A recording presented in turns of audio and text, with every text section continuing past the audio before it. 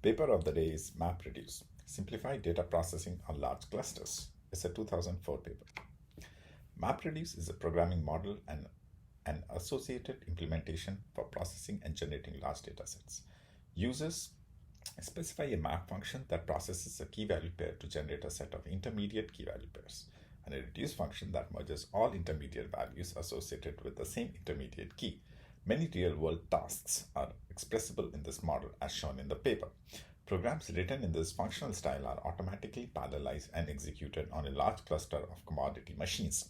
The runtime systems takes care of the details of partitioning the input data, scheduling the program execution across a set of machines, handling machine failures, and managing the required inter-machine communications. This allows programmers without any experience with parallel and distributed systems to easily utilize the resources of a large distributed system. Evaluation. Paper measures the performance of MapReduce on two computations running on a large cluster of machines.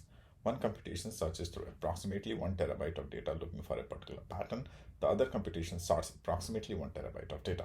These two programs are representative of a large subset of the real programs written by users of MapReduce. One class of programs shuffles data from one representation to another, and another class extracts a small amount of interesting data from a large data set.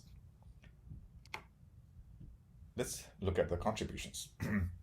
The major contributions of this work are a simple and powerful interface that enables automatic parallelization and distribution of large-scale computations, combined with an implementation of this interface that achieves high performance on large clusters of commodity PCs.